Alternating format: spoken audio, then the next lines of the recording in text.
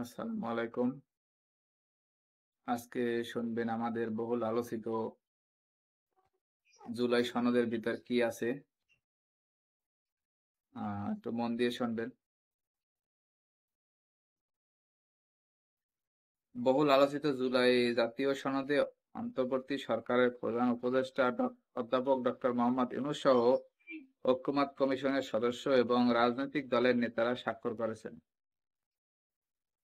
গতকাল বিকেলে জাতীয় সংসদ ভবনের দক্ষিণ প্লাজায় এ স্বাক্ষর অনুষ্ঠিত হয়।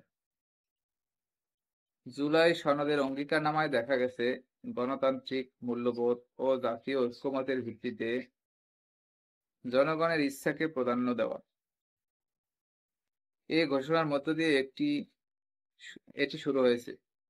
প্রথম অঙ্গীকারনামায় বলা হয়েছে, জনগণের অধিকার ফিরে পাওয়া, গণতন্ত্র পুনঃপ্রতিষ্ঠার জন্য যে দীর্ঘ সংগ্রাম চলেছে, 2024 সালের গণ অভ্যুত্থান সেই লড়াইয়ের ঐতিহাসিক মোড়। এতে উল্লেখ করা হয়, হাজারো মানুষের জীবনদান ও ত্যাগের বিনিময়ে অর্জিত সুযোগে প্রণীত জুলাই জাতীয় সনদ 2025-এর পূর্ণাঙ্গ বাস্তবায়ন নিশ্চিত করা হবে। দ্বিতীয় অঙ্গীকারনামায় বলা হয়েছে, জনগণ যেহেতু রাষ্ট্রের মালিক, তাদের অভিপ্রায় সর্বোচ্চ আইন, গণতন্ত্র প্রতিষ্ঠার ধারাবাহিকতায় রাজনৈতিক দলগুলো জনগণের ইচ্ছায় প্রতিফলন ঘটিয়ে এই সনদ গ্রহণ করেছে। তাই সনদটি সংবিধানের তফসিল হিসাবে উপযুক্তভাবে সংযুক্ত করার ঘোষণা দেওয়া হয়েছে। অঙ্গীকারনামার তৃতীয় দফায় বলা হয়েছে, জুলাই জাতীয় সনদের বৈধতা ও প্রয়োজনীয়তা নিয়ে কোনো আদালতে প্রশ্ন তোলা হবে না, বরং এর প্রতিটি ধাপে আইনি ও সাংবিধানিক সুরক্ষা নিশ্চিত করা হবে।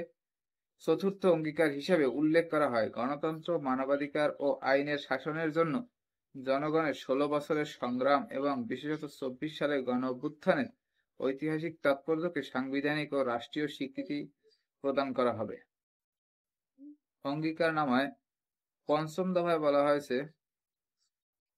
গণ অভ্যুত্থান 16 বছর ফ্যাসিবাদ বিরোধী গণতান্ত্রিক সংগ্রামের গুম ও খুনে নির্যাতন শিকার হওয়া ব্যক্তিদের 2024 সালের জুলাই আগস্টের গণ অভ্যুত্থানকালে সংঘটিত সব হত্যাকাণ্ডের বিচার, শহীদদের রাষ্ট্রীয় মর্যাদা, শহীদদের পরিবারগুলোকে যথোপযুক্ত সহায়তা প্রদান করা ও আহতদের সুচিকিৎসা ও পুনর্বাসনের ব্যবস্থা নিশ্চিত করব।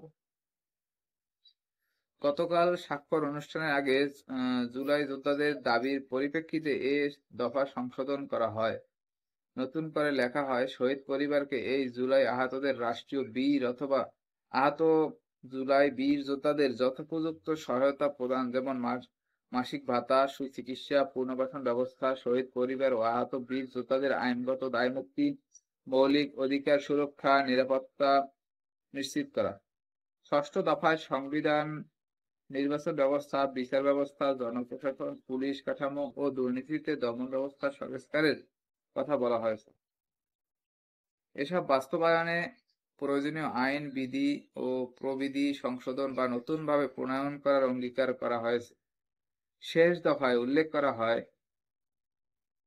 জুলাই সনদে অন্তর্ভুক্ত যেসব সিদ্ধান্ত অবিলম্বে বাস্তবায়নযোগ্য, অন্তর্বর্তী সরকার সেগুলো দ্রুত সময়ে বাস্তবায়ন করবে, কোনো প্রকার বিলম্ব ছাড়াই। জুলাই জাতীয় সনদ 2025-এর ভিত্তিতে 2024 সালের জুলাই আগস্টের গণঅভ্যুত্থান, যা দেশের রাজনৈতিক ইতিহাসে এক গুরুত্বপূর্ণ মোড় হিসেবে বিবেচিত।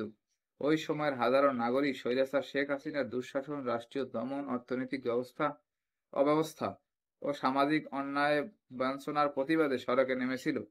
সেই আন্দোলনের সহস্রাধিক মানুষ নিহত এবং 20,000-এর অধিক মানুষ আহত, পঙ্গুত্ববরণ করেন। এমনকি এক পর্যায়ে স্বৈরাচার শেখ হাসিনা দেশ থেকে পালিয়ে ভারতে আশ্রয় নেন। এ হলো আমাদের অতি আমাদের এতদিনের আশা বর্ষা হচ্ছে এই জুলাই সনদ। এখন আপনারা তো শুনলেন এই জুলাই সনদের ভিতরে কি আছে। এখন আপনারাই বলেন, এই জুলাই সনদ যা বলছে তাতে কি আমাদের চাওয়া পাওয়া পূরণ হয়েছে? যদি হয় তাহলে অবশ্যই কমেন্ট বক্সে জানাবেন। আর সবার খবর আগে জানতে অবশ্যই চ্যানেলটি সাবস্ক্রাইব করে রাখবেন। আসসালামু আলাইকুম, ধন্যবাদ।